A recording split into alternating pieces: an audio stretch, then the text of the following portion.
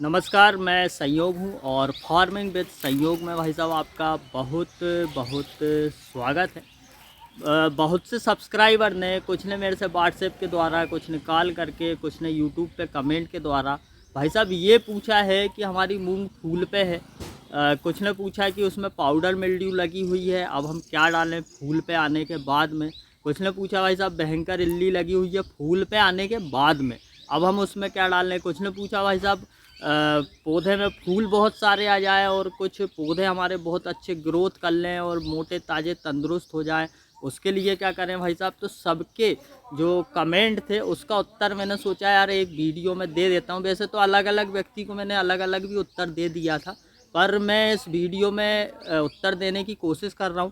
और उससे पहले भाई साहब एक बात और मैं ये बता देना चाहता हूं कि मैं कोई मतलब ये दवाओं का एक्सपर्ट या जानकार नहीं हूँ भाई साहब। मैं दवाएं डालता रहता हूँ और जैसा मुझे अंदाज होता रहता है, अनुभव होता रहता है दवाएं डाल डाल के, वैसा मैं आपको बताता रहता हूँ। और मैं अपने खेत में क्या डाल रहा हूँ भाई साहब वो भी मैं आप लोगों को ब्लॉग के द्वारा बताता रहता हूँ। तो भाई साहब स्टार्ट करते हैं हम इंसेक्टिसाइड से। भाई साहब हमने पहले दूसरे तीसरे स्प्रे में ये कोर्सा 808 है इंडोफिल का, इसे डाला है। उसके अलावा मैंने आपको एक बार और बता दूं, एक बायो प्रोडक्ट है कीटनाशक में, बायो है क्या है वो, शायद पिछली वीडियो में आपने देखा होगा, उससे डालता हूं। तो हम इन्हीं दवाओं को 3 बार इनका स्प्रे कर देते हैं।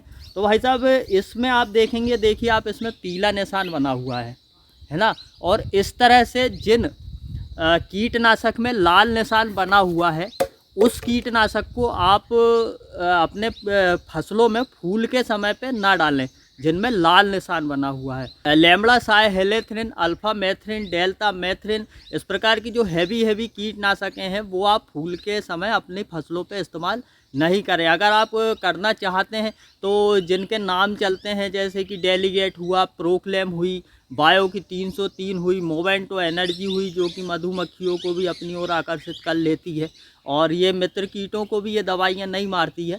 तो इस तरह की जो दवाएं जिन पे हरे निशान बने हों उन कीटनाशक को आप फूल पर अपनी फसलों पे इस्तेमाल कर सकते हैं। हम बात करें फफूंद की, तो भाई साहब ऐसा है कि बहुत से फफूंदनाशक ऐसे होते हैं जो अपनी फसलों में पाउडर मिल्ड्यू के अलावा जड़ जनित रोगों पे भी काम कर देते हैं। तो मूंग में या किसी भी प्रकार की फसल में फूल की अवस्था पे या उससे पहले, मतलब कि 25 से 20 दिन की अवस्था पे या बचपन से ही जड़ जनित रोग भी बहुत होते रहते हैं। तो इसके लिए फूल की अवस्था में भी आप डाल सकते हैं भाई साहब थायोफेनेट मिथाइल जो है वो आप 70% WP वाली अपने उस पर डाल सकते हैं। ये जड़ जनित रोगों को जड़ से समाप्त कर देगी। कहीं तक जो पाउडर मिल्ड्यू वगैरह या पत्तों में धब्बे वगैरह लगते हैं, ब्लास्ट वगैरह लग जाते हैं, इस प्रकार की दिक्कतों को भी ये समाप्त कर देगी। और सबसे बढ़िया फूल की अवस्था से लेके आखिरी तक की अवस्था में डालने के लिए अगर कोई फफूंदनाशक है तो वो है भाई साहब टेबुकोनाजोल। टेबुकोनाजोल में एक कंटेन मिला मिलाया आता है, वो झायरम वाला आता है, और टेबुकोनाजोल में ये कंटेन मिला मिलाया वाला आता है, वो कैप्टन वाला आता है, जैसे कि अदामा का सामीर है ना। तो आप इस तरह की फफूंदनाशक भी इस्तेमाल कर सकते हैं। इससे आपके जो मूंग में वो लग जाएगा, रस्ट लगेगा, वो जो सफ़ेद जो लग जाता है ना पत्ते में, वो समस्या भाई साहब समाप्त हो जाएगी। इसके बाद में अजाक्सीक्लोस्ट्रोबिन और क्लोरोथेलोनील का मिला हुआ एक वो आता है अमीस्टार टॉप वाला कंटेन, भाई साहब वो भी बहुत बढ़िया है, वो भी बहुत अच्छे से आपकी फसलों में फफूंद को जड़ से समाप्त करने की हिम्मत रखेगा, है ना। अब इसके अलावा भाई साहब हम बात करते हैं टॉनिक की। तो भाई साहब देखो टॉनिक में ऐसा है, बहुत बना बनाया सा है सिस्टम कि अगर आपके पौधे बचपन से ही मजबूत रहेंगे, आपने उसमें बेसल डोज यानी कि बुआई के समय पे जो भी खाद वगैरह ठीक से दिया होगा तो आपके पौधे अच्छे बनेंगे। आप सोचें फूल पे आने से पहले ही अब वो तंदुरुस्त हो जाए और खूब कल्ले चल जाए, तो ऐसा नहीं होगा।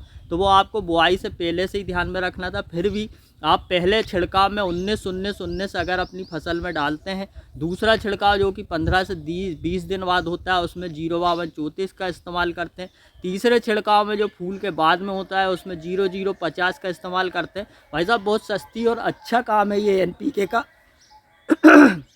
NPK का इस्तेमाल करना। आप इसका इस्तेमाल करेंगे तो भाई साहब इससे भी आपकी मूंग बहुत अच्छी ग्रोथिंग कर लेगी। और आप बेसल डोज का ध्यान हमेशा मूंग में रखें, खरपतवार ना होने दें। पानी देने का मूंग में बहुत मतलब एक कहना चाहिए कि ज़रूरी काम है। एक वीडियो मैंने अलग से बनाया हुआ है। अगर आप मूंग में पानी सही समय पर सही तरीके से देंगे तो आपकी उससे भी मूंग बहुत अच्छी ग्रोथ और कल्ले कर लेगी।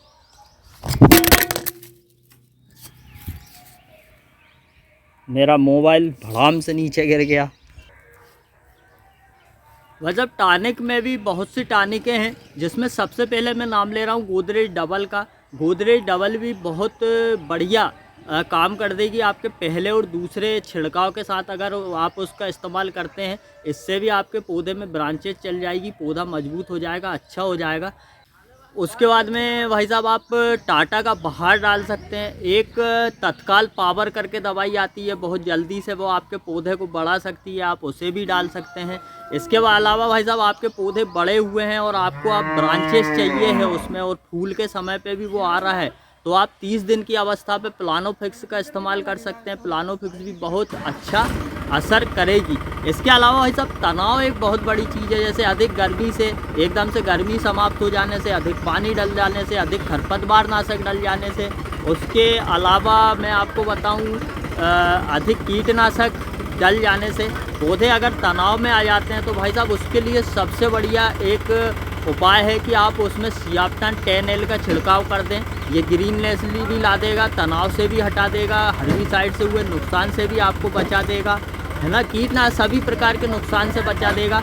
इसके अलावा आप ग्रीन मिरेकल का भी इस्तेमाल इसमें कर सकते हैं, आप सिलिकॉन का इस्तेमाल भी कर सकते हैं, आप रैपिड ग्रो का इस्तेमाल भी कर सकते हैं। इस प्रकार की जो अपने स्ट्रेस से बचाने के लिए इन दवाओं का आप इस्तेमाल मैंने आपको बहुत चुनिंदा और बहुत मेरे हिसाब से जो मैंने देखा है, किसानों से सुना है और मैंने इस्तेमाल किया है, मैंने सिर्फ उन्हीं कीटनाशक, उन्हीं फफूंदनाशक और उन्हीं टॉनिकों का भाई साहब आपसे सब मतलब विचार विमर्श किया है। आप चाहें तो इनका इस्तेमाल कर सकते हैं, आपको कोई भी नुकसान नहीं होगा। तो मैं उम्मीद करूंगा ये वीडियो आपको अच्छी लगी होगी, और अच्छी लगे तो आप इसे ज़्यादा से ज़्यादा शेयर करने में मेरी मदद करेंगे। आज्ञा चाहूँगा। जय राम जी।